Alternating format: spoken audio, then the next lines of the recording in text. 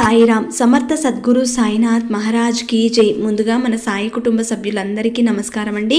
అందరూ కూడా సుఖంగా, సంతోషంగా, ఆరోగ్యంగా బాగుండాలని మనస్ఫూర్తిగా కోరుకుంటూ ఈ రోజు వీడియో మొదలు పెడుతున్నాను. ఇక ఈ రోజు వీడియోలో బాబా గారు ఏం చెప్పబోతున్నారంటే, తల్లి, ఈ రోజు నీ ఇంటికి అతిథిలా వస్తున్నా. ఇంతవరకు అనుభవించిన కష్టం చాలు అనుకుంటే ఈ రోజైనా పూర్తిగా నేను చెప్పినట్టు చెయ్యి. పితృదేవతల ఆశీర్వాదం వెంటనే దక్కుతుందమ్మా అని బాబా గారు మనకు ఒక చక్కటి సందేశాన్ని అందిస్తున్నారండి. ఎవరైతే ఈ సందేశాన్ని పూర్తిగా గ్రహిస్తారో వారి జీవితంలో ఎలాంటి ఎడబాట్లు ఉన్నా, కష్టాలు ఉన్నా, సమస్యలు ఉన్నా కూడా ఆ భగవంతుడు దూరం చేస్తాడు అనడానికి ఈ రోజు బాబా గారు అందిస్తున్న ఈ సందేశమే గొప్ప సాక్ష్యం అని చెప్పవచ్చు. ఇక ఆలస్యం చేయకుండా బాబా గారు ఈ రోజు ఎలాంటి సందేశం ఇస్తున్నారో ఈ చిన్న కథ ద్వారా మనం తెలుసుకోబోతున్నాము. పూర్వం ఒక గ్రామంలో ఆంజనేయ స్వామి దేవాలయం ఒకటి ఉండేది.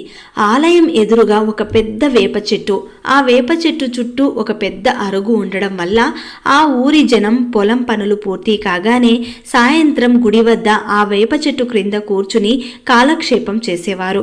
ఆ ఊరి మీదుగా వెళ్లే బాటసారులకు కూడా ఆ చెట్టు నీడనిచ్చి సేద తీర్చేది. అలా ఒక బాటసారి వచ్చి ఆ చెట్టు కింద కూర్చున్నాడు. అదే సమయంలో అక్కడ ఇద్దరు యువకులు చాలా తీవ్రంగా వాదించుకుంటూ ఉంటారు. ఈ బాటసారి దృష్టి వాళ్ల మీద పడుతుంది. వాదించుకుంటున్న ఇద్దరి పేర్లు కృష్ణ, శేఖరం. కృష్ణ శేఖర్తో ఇలా అంటూ ఉంటాడు, నువ్వెన్నైనా చెప్పు, శ్రీరాముల వారు సీతమ్మను అవమానించడం ఆడవారిని అవమానించినట్టే లెక్క. ఎవరో సంబంధం లేని వ్యక్తి ఏదో అన్నాడని భార్యని అగ్నిప్రవేశ చేయమనడం తప్పు. అప్పుడు శేఖర్ ఇలా అంటాడు, ఆయన అలా చేశాడు కాబట్టే సీతమ్మ తల్లి గొప్పతనం అందరికీ తెలిసింది. ఈ రోజు కూడా ఒక స్త్రీని ఆదర్శమూర్తిగా చెప్పాలి అంటే సీతమ్మ తల్లితో పోల్చి చెబుతూ ఉంటాం. ఆమెకు అంత గొప్ప స్థానం ఇవ్వడానికి కారణం ఆ రోజు శ్రీరాముల వారు చేసిన గొప్ప పని. మళ్ళీ కృష్ణ ఇలా అంటాడు, ఈ రోజు ఆమె పేరు చాలా గొప్పగా మారు మ్రోగవచ్చు, కానీ ఆ రోజు ఆ మహాతల్లి మనసు ఎంత బాధపడి ఉంటుంది, అందరి ముందు ఎంత అవమానం పొందింది. ఎంతైనా శ్రీరామచంద్రుడు అలా చేసి ఉండకూడదు. ఒక రామాయణమనే కాదు, ఏ చరిత్ర తీసుకున్నా స్త్రీలకు ఒక విధంగా అవమానం జరుగుతూనే ఉంది. దీనికి శేఖర్ ఇలా అంటాడు, ఇప్పుడు మనం రామాయణం గురించి మాట్లాడుతున్నాం, దాని గురించే మాట్లాడు, నువ్వు మిగతా చరిత్ర గురించి ఎందుకు తీసుకొస్తున్నావు? మళ్ళీ కృష్ణ ఇలా అంటాడు, ఒక విషయం మాట్లాడుకుంటున్నప్పుడు ఉదాహరణగా ఎన్నో మాట్లాడుతాం కదా, అది వివరంగా అవతల వ్యక్తికి అర్థమయ్యేలా చెప్పడానికి చేసే ప్రయత్నం, అంతేకాని అసలు విషయాన్ని దారి మళ్లించడం ఎలా అవుతుంది? ఇదంతా చూస్తున్న బాటసారికి వీరిద్దరి గొడవ ముదిరి పాక్కున పడుతుందేమో అని తన ప్రక్కనే ఉన్న ఒక వ్యక్తితో ఇలా అంటాడు, ఏవండి, చూస్తుంటే వాళ్ళిద్దరూ కొట్టుకునేలా ఉన్నారు, ఎవరైనా వెళ్ళి ఆ గొడవని ఆపవచ్చు కదా. అప్పుడు ఆ పెద్దాయన ఇలా అంటాడు, మీరేమో ఈ ఊరికి కొత్త కదా, మీకు ఈ విషయం అర్థం కావటం లేదు. వాళ్ళిద్దరూ అలా వాదించుకోవడం చాలా మామూలేలేండి, మీరు ఇంకొంతసేపు అలాగే చూస్తూ ఉండండి, మీకు అంతా అర్థమవుతుంది అని అంటాడు ఆ పెద్దాయన. బాటసారికి కూడా సరదాగా అనిపించి ఏం మాట్లాడకుండా చూస్తూ ఉంటాడు. మళ్ళీ కృష్ణ శేఖర్తో ఇలా అనడం మొదలు పెడతాడు, అంటే నువ్వేం చెప్పినా నేను తల ఊపాలా? అప్పుడు శేఖర్ ఇలా అంటాడు, నేనేం చెప్పినా తల ఊపమని నేను అడిగానా? ఉన్న నిజాలు ఒప్పుకుంటే చాలు. అప్పుడు మళ్ళీ కృష్ణ ఇలా అంటాడు, అంటే నేను చెప్పేవన్నీ అబద్ధాలేనా? నాకు పురాణాల గురించి ఏమీ తెలియదు, అసలు నాకు లోకజ్ఞానమే లేదని నువ్వు నన్ను కూరలో కరివేపాకు తీసి పారేసినట్టు తీసేస్తున్నావే. అప్పుడు శేఖర్ ఇలా అంటాడు, కరివేపాకు తీసివేయనవసరం లేదు, అది తింటే ఆరోగ్యానికి మంచిదే, కానీ చరిత్రను మాత్రం వక్రీకరించవద్దు, నేటి తరానికి చెడుని మాత్రం నింపకు అంటున్నాను. బాటసారి వాళ్ళిద్దరి సంభాషణ చాలా ఆసక్తికరంగా వింటూనే ఉంటాడు. వీళ్ళిద్దరూ ఇంకెంతసేపు ఇలా వాదలాడుకుంటారు, ఇంకెంత దూరం వెళుతుంది అని చూస్తూ ఉంటాడు. అప్పుడు కృష్ణ ఇలా అంటాడు, ఇవన్నీ కాదురా, మాటల మధ్యలో కరివేపాకు ఎలాగో తీసుకొచ్చావు కదా, నాకు ఒకటి గుర్తొచ్చింది. ఈ రోజు అమ్మ కందిచార చేస్తున్నది, అలాగే కరివేపాకు పొడి కూడా చేసింది, ఆరోగ్యానికి మంచిది అన్నావు కదా, ఇంటికి వెళ్ళి భోజనం చేద్దాం పదా. అప్పుడు శేఖర్ ఇలా అంటాడు, మీ అమ్మ చేతి కందిచారు చాలా అద్భుతంగా ఉంటుంది, పద వెళదాం. దారిలో మా ఇంటికి వెళ్ళి భోజనానికి రాను అని చెప్పేసి వెళదాం అనుకుంటూ ఇద్దరు అక్కడి నుండి ఒకరి మీద ఒకరు చేతులు వేసుకుని అక్కడి నుండి వెళ్ళిపోతారు. అప్పటి వరకు వాళ్ళనే చూస్తూ ఉన్న ఆ బాటసారి కళ్ళు తేలేస్తాడు. అప్పుడు ఆ పెద్దాయన ఇలా అంటాడు, చూశారు కదా, వాళ్ళిద్దరూ ప్రతిరోజు ఇలాగేనండి. నిజానికి వాళ్ళిద్దరూ చాలా గొప్ప స్నేహితులు. వాళ్ళు చిన్నతనం నుండి చాలా ప్రాణ స్నేహితులుగా పెరుగుతూ వచ్చారు. ప్రతిరోజు ఇలా కాలక్షేపానికి వచ్చి ఇక్కడ కూర్చుంటారు. ఏదో ఒక విషయం మీద కాసేపు కొట్టుకుంటారండి. వాళ్ళను చూస్తున్న వాళ్ళందరికీ ఈ రోజుతో వీళ్ళ స్నేహం విడిపోతుంది, ఇక జీవితంలో వీళ్ళిద్దరూ మాట్లాడుకోరు, కలవరు అనుకుంటారు. ఇలా మనం అనుకునే లోపే వాళ్ళిద్దరూ భుజాల మీద చెయ్యి వేసుకొని కలిసి వెళ్ళిపోతారండి. అప్పుడు ఆ బాటసారి ఇలా అంటాడు, అదేనండి స్నేహంలోని మాధుర్యం. డబ్బు, కులము, మతము ఇవేవి తేడాలనేవే లేకుండా మనుషులని కలిపేదే స్నేహం అని ఆ బాటసారి అక్కడి నుండి లేచి తన దారిన తాను వెళ్ళిపోతాడు. అలా కొంతకాలం గడిచాక కృష్ణ తన పొట్ట పోసుకునే దానికోసం దూరదేశం వెళ్ళవలసి వస్తుంది. ఎప్పటిలాగే స్నేహితులు ఇద్దరూ కలిసి ఆంజనేయ స్వామి గుడి దగ్గరికి వచ్చి కలుసుకుంటారు. ఒరే శేఖరం, మా మేనమామ గారు వాళ్ళ ఊర్లో ఏదో ఒక పని చూశారంట, రమ్మంటున్నాడ్రా. ఇంత వయసు వచ్చిందా, ఊర్లో ఖాళీగా తిరుగుతూ ఉంటే ఎలా, ఏదో ఒక పని చేసుకోవాలి కదా, అక్కడికి వెళ్ళు అని మా అమ్మ కూడా చెబుతోంది. ఇక వెళ్ళక తప్పేలా లేదు. అప్పుడు శేఖర్ ఇలా అంటాడు, అసలే మీది పేద కుటుంబం, మంచి పని దొరికినప్పుడు చేసుకోవడంలో తప్పు లేదు, కానీ నన్ను వదిలి వెళ్ళిపోతున్నావు అంటే కాస్త బాధగా ఉందిరా. అసలు వెళ్ళాలనే ఉద్దేశమే లేదు, కానీ వాళ్ళు బలవంతం పెడుతున్నారురా. అప్పుడు శేఖర్ ఇలా అంటాడు, మన సంతోషం కోసం పెద్దవాళ్లకు ఇబ్బంది పెట్టడం మంచిది కాదు. అయినా వాళ్ళు చెప్పేది కూడా మన బాగు కోసమే కదా. వీలు దొరికినప్పుడల్లా కలుసుకుందాం. అక్కడ నీకేమైనా ఇబ్బంది అనిపిస్తే చెప్పు, కబురు పంపించు, నాకు చేతనైనంత సహాయం చేస్తాను. అలా కృష్ణ తన స్నేహితుని వదిలి వెళ్ళలేక తన మేనమామ చూసిన పనికి అయిష్టంతోనే వెళతాడు. ఇక శేఖర్ తనకున్న 2 ఎకరాల పొలంతో చక్కగా పంటలు పండిస్తూ డబ్బు బాగా సంపాదించి మంచి ఇల్లు కట్టుకుంటాడు. అలా కట్టుకున్న తర్వాత మంచి అమ్మాయిని చూసి కూడా పెళ్లి చేసుకుంటాడు. గ్రామం వదిలి వెళ్ళిన 7 ఏళ్లకు కృష్ణ ఏదో పని మీద ఆ ప్రాంతానికి తిరిగి వస్తాడు. అలాగే ఎలాగో వచ్చాను కదా, శేఖర్ని చూసి పలకరించి వెళదామని స్నేహితుడి ఇంటికి చేరుకున్న కృష్ణ బాగా అభివృద్ధి చెందిన ఆ ఇంటిని చూసి ఇలా అనుకుంటాడు, పర్వాలేదు, నా స్నేహితుడు జీవితంలో బాగానే స్థిరపడ్డాడు, అయినా వాడు మంచివాడు, వాడికి ఎప్పుడూ కూడా మంచే జరుగుతుంది అనుకుంటూ ఆ ఇంటి ముందుకు వెళ్ళగానే వసారాలో ఒక కుక్క మొరగడం ప్రారంభిస్తుంది. కుక్క అరుపు విన్న శేఖర్ భార్య తలుపు తీసి బయటకు వస్తుంది. కుక్కని అలా బయటకు పంపి కృష్ణని చూస్తూ ఉంటుంది. అప్పుడు కృష్ణ ఇలా అంటాడు, శేఖర్ ఇల్లు ఇదేనా అమ్మా అని అడగగా ఆమె అవును అన్నట్లు తల ఊపుతుంది. శేఖర్ ఇంట్లో ఉన్నాడా లేదా, బయట ఉన్నాడా అమ్మా? ప్రస్తుతం ఇంట్లో లేరు, ఎక్కడికి వెళ్లారో నాకు చెప్పి వెళ్ళలేదు, ఎప్పుడు తిరిగి వస్తారో కూడా నాకు తెలియదు అని శేఖరం భార్య చెప్పగానే అతను, నా పేరు కృష్ణ, నేను శేఖరం ఇద్దరం చిన్ననాటి స్నేహితులం. 7 ఏళ్ల కిందట ఈ గ్రామం వదిలి వెళ్ళాను, మళ్ళీ ఇదే రావడం. నా చిన్ననాటి స్నేహితుణ్ణి ఒక్కసారి చూసి పోదామని వచ్చాను. సమయానికి అతను ఇంట్లో లేడే అన్నాడు కృష్ణ. ఆ మాటలకు శేఖరం భార్య ఏమీ మాట్లాడకుండా మౌనంగా ఉండిపోతుంది. కృష్ణని లోపలికి రమ్మని కూడా ఆహ్వానించలేదు. ఒక ప్రక్కన ఎండ మండిపోతూ ఉంటుంది. ఇక చేసేదేమీ లేక కృష్ణ ఆ ఇంటి ముందు ఒక చెట్టు ఉంటే అక్కడ వెళ్ళి కూర్చుంటాడు. అమ్మ, తెలియక అడుగుతున్నాను, శేఖరంకు నువ్వేమవుతావు, భార్యవేనా? అప్పుడు ఆమె ఇలా అంటుంది, చిన్ననాటి స్నేహితులు, ప్రాణ స్నేహితులు అంటున్నారు, మీ మిత్రుడు మిమ్మల్ని తన పెళ్లికే ఆహ్వానించలేదా? పెళ్లికి నన్ను ఆహ్వానించాడమ్మా, కానీ నేను అప్పుడు ఊళ్ళో లేను. నేను తిరిగి వచ్చాక నాకు ఆ ఆహ్వాన పత్రిక అందింది. అప్పటికే మీ పెళ్లి జరిగిపోయింది అని కృష్ణ అనగానే అప్పుడు అవును, నేను ఆయన భార్యని అని అంటుంది. కొత్తగా పెళ్ళైనట్టుందే, ఇంకా పిల్లా జల్లా లేరా అమ్మా? అనుకుంటా. త్వరలోనే మీకు పండంటి బిడ్డ కలగాలని కోరుకుంటున్నానమ్మా.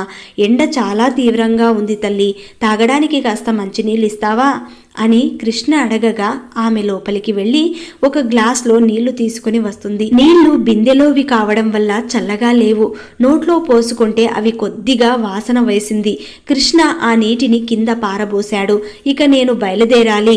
శేఖర్ను కలవలేకపోయాను. అతను వస్తే నేను వచ్చానని చెప్పమ్మా. నా పేరు కృష్ణ, గుర్తుంది కదా అమ్మా? శేఖర్ పైకి వచ్చినందుకు చాలా సంతోషిస్తున్నాను అని చెప్పమ్మా. ఈ ఇల్లు కూడా చాలా చక్కగా కట్టాడు. నాకు అనిపించింది అనిపించింది చెబుతున్నాను. నిర్మించడానికి ఎంత ఖర్చు పెట్టాడో తెలియదు, కానీ ఇంటికి అందం లేదమ్మా, ఏదో లోపం ఉంది. దాచకుండా ఉన్నది ఉన్నట్టు చెప్పేస్తున్నందుకు ఏమీ అనుకోకమ్మా. ఆ లోపం ఏమిటో కనుక్కోమని సరిచేసుకోమని చెప్పు. ఇక అంతా బానే ఉంటుంది. మరిచిపోకుండా శేఖరంతో చెప్పమ్మా అని చెప్పి కృష్ణ అక్కడి నుండి వెళ్ళిపోతాడు. ఆ రాత్రి బాగా చీకటి పడిన తర్వాత శేఖరం ఇంటికి చేరుకుంటాడు. మీకోసం కృష్ణ అనే ప్రాణ స్నేహితుడంట. అతను మన ఇంటికి వచ్చాడు. అతను వచ్చిన సంగతి మీతో చెప్పమని చెప్పాడు.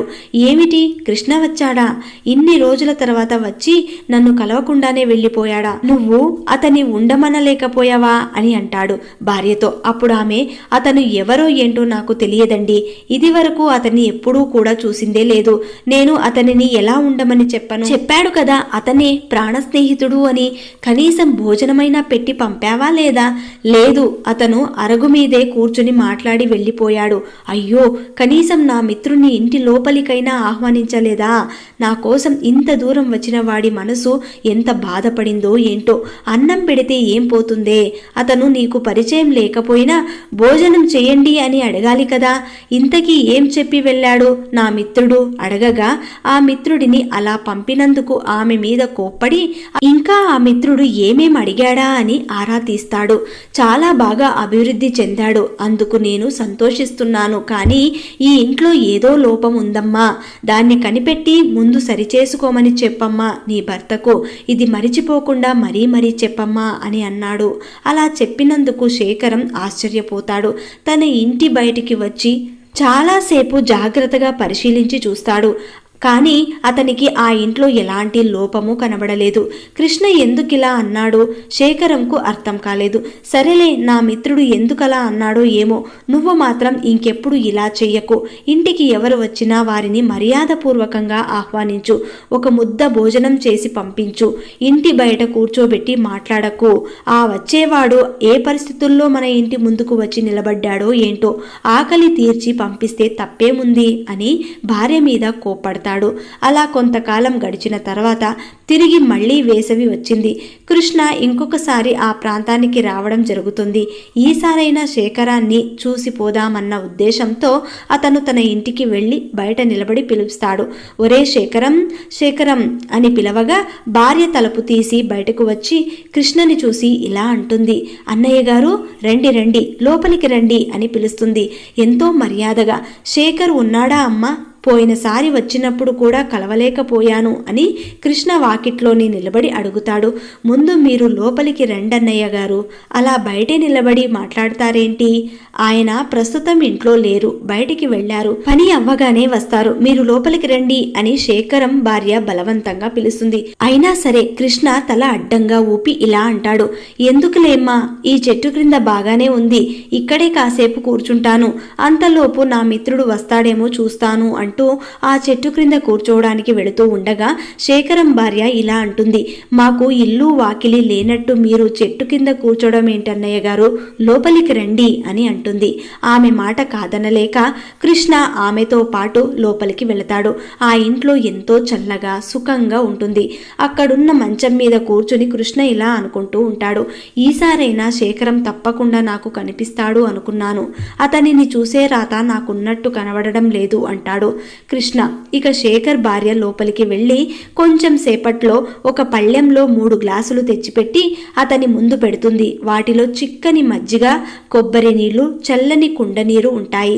తీసుకోండన్నయ్య గారు, భోజనం వేళకు ఆయన వస్తారు, అప్పుడు ఇద్దరూ కలిసి భోజనం చేస్తూ ఎంచక్కా మాట్లాడుకోవచ్చు, అంతదాకా మీరు విశ్రాంతి తీసుకోండి, అలసిపోయి ఉంటారు అని శేఖరం భార్య అనగానే కృష్ణ మనసులో ఇలా అనుకుంటాడు, శేఖరం భార్య ఎంతగానో మారిపోయింది.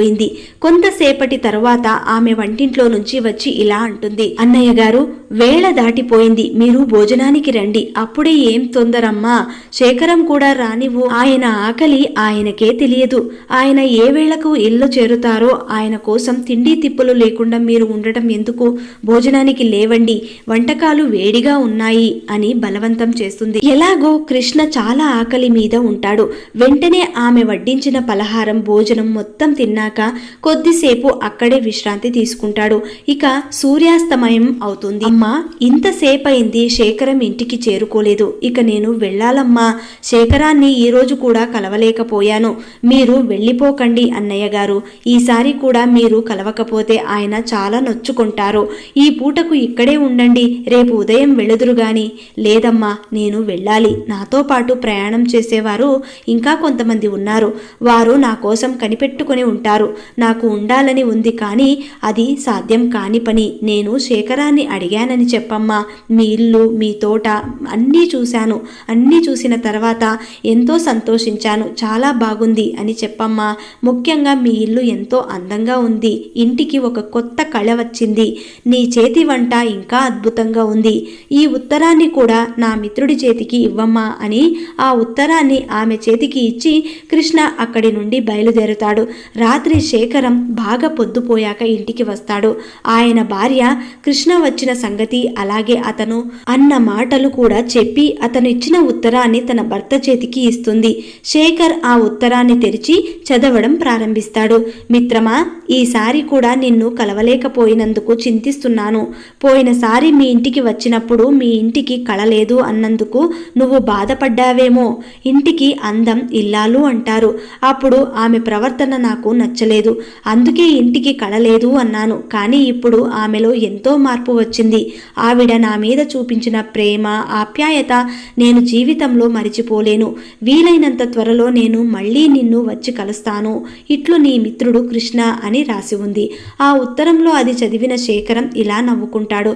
అది గమనించిన భార్య, ఏం రాశాడో మీ మిత్రుడు అంటూ అడుగుతుంది. ఇంటికి అందం ఇల్లాలు, నీ వల్ల ఈ ఇంటికి అందం వచ్చింది అన్నారు. నీ చేతి వంట కోసం త్వరలో మళ్ళీ మన ఇంటికి వస్తాను అని రాశాడు. మొదటిసారి తన ఇంటికి వచ్చినప్పుడు కృష్ణ ఆ ఇద్దరి స్నేహితులను బాధ పెట్టినందుకు ఆమె కూడా బాధపడుతుంది. అలాగే తన భర్త చెప్పిన విధంగా తన ప్రవర్తనని మార్చుకుంది. అలాగే ఆ ఉత్తరంలో కృష్ణ ఆమె గురించి రాసినందుకు చాలా సంతోషిస్తుంది. దీన్ని బట్టి బాబాగారు ఏం చెప్పబోతున్నారు అంటే, మన పెద్దలు ఊరికే అనలేదు, అతిథి దేవో భవ అన్నారు. అంటే ఎప్పుడైనా సరే అతిథులు మన ఇంటికి వచ్చినప్పుడు తగిన మర్యాదలు చేసి పంపాలి. వారిలోనే మనం దైవాన్ని చూసుకోవాలి. అంటే మన ఇంటికి సాక్షాత్తు ఆ దేవుడే మన ఇంటికి వచ్చినట్టు మనం అర్థం చేసుకోవాలి. దైవం ఎప్పుడూ కూడా మనల్ని ఒక విధంగా పరీక్షిస్తుంది. అది ఎలా, ఏ విధంగా అని కూడా మనం ఏ రూపంలో వచ్చి మనల్ని పరీక్షిస్తుందో కూడా మనం ఊహించలేము. కాబట్టి ఎవరు మన ఇంటికి అడుగు పెట్టినా కూడా ఆ సమయంలో వారిని అతిథులుగా దైవంగా భావించి వారికి తగిన మర్యాదలు చేయమని బాబా గారు ఈ సందేశాన్ని అందించారండి. ఈ సందేశం నచ్చిన వాళ్ళందరూ శ్రద్ధా సబూరి అని కమెంట్ చేయండి. అలాగే ఈ వీడియోని 10 మందికి అందేలాగా షేర్ చేయండి, లైక్ చేయండి. మళ్ళీ ఇంకొక మంచి వీడియోతోటి మీ ముందుంటాను. అంతవరకు సెలవు. సర్వే జనా సుఖినో భవంతు. సర్వం శ్రీ సాయినాథార్పణమస్తు.